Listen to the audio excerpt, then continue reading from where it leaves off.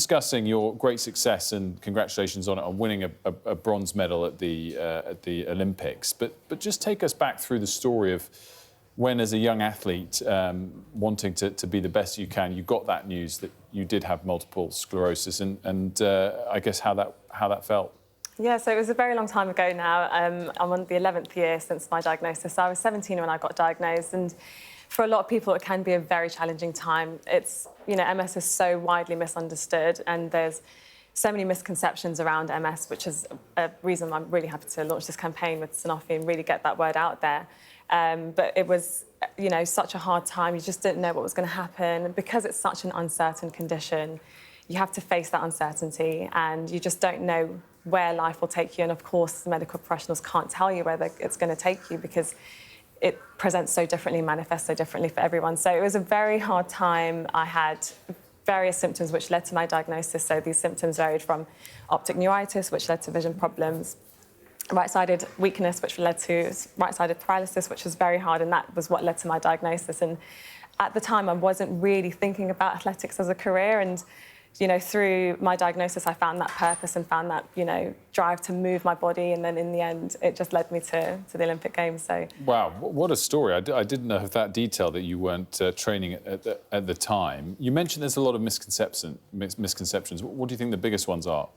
Yeah, so there was a survey, actually, a 2025 survey, where people were asked what they think multiple sclerosis is. Only a third of those people that, successfully said it was a neurological autoimmune condition.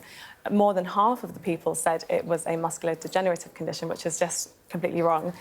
So it is an autoimmune condition which, like most autoimmune conditions, your body mistakes something for not being yours. So in the case of MS, it is your nerve cells which are mistaken for not being yours, being a foreign body.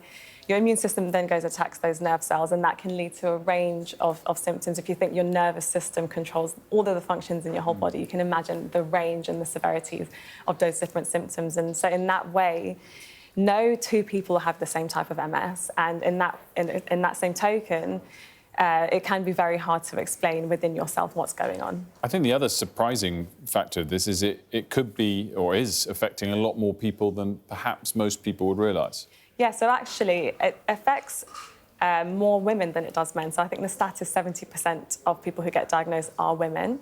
And another misconception is that it will happen later in life, whereas actually we'll find that most people who get diagnosed are young people. If you think my first symptom was when I was 13 years old, I got diagnosed at 17, so I wasn't even an adult at that point. So I think that kind of shows exactly, how varied it can be, and how it can you can get diagnosed at any point in your life. And I think, as you are such a great example of, it can be managed and treated. Yeah, so, in the 10 years since I got diagnosed, it's come such a long way. There's so many treatment options now, and so much support out there. There's more people speaking about it, which I think is great. I think the more that we can raise awareness about MS and really get it to be understood, it can help people's quality of life. I think people with MS, it's really hard to explain within yourself, let alone articulate. So that can become an issue to people like employers, or if you're someone who needs assisted kind of living or mobility issues, to then go and apply for those different kind of opportunities like PIP payments through the government.